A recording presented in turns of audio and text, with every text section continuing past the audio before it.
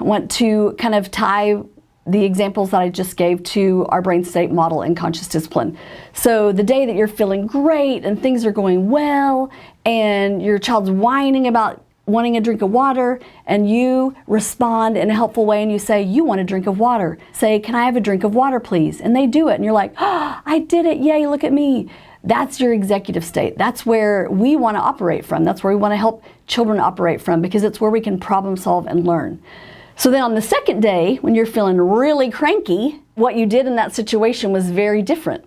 You reacted to it and said, really? I'm the only one that, that can get you a drink of water? You can't get someone else to get you a drink of water? I want a drink of water too. So in the moment, we react in that very negative, cranky way because that's how we feel. So we're not able to access our brilliant skills like in our executive state, and we react. In our emotional state, we have what Dr. Badel refers to as our CD-ROM. So all the things that our parents, grandparents, whoever said to us, like, you better dry it up or I'm going to give you something to cry about, those are all stored there. And we say them whether we want to or not. We can say, I hated it when my parents said that to me. And then when we're in our emotional state, we open up our mouth and out comes our mother or our dad.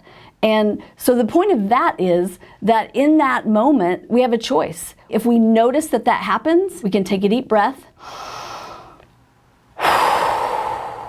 so that we could actually do it the way we want to, the way that we did that first day when we're feeling good and everything's going great. We can realize that and then shift to that higher brain state.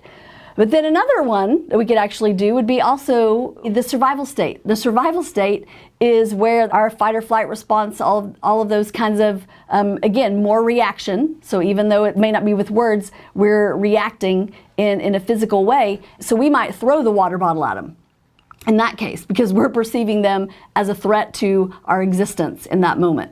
So an important point to note is that all humans experience these brain states. So you can have all of the knowledge in the world, but still you're going to have those days that you don't feel good, that you're cranky, that you're tired, you're hungry, and you're stressed, beyond your limits. Everybody experiences these. So I'm sure many times, like me, you've thought, oh my gosh, I'm the only horrible parent in the world, and what is wrong with me? And there's not anything wrong with you. We all experience all of the brain states by design. When we start to really understand this, that's when we can give ourselves a break. And so instead of going, oh my gosh, why did I do that? I'm a horrible parent. We can actually stop, take a deep breath,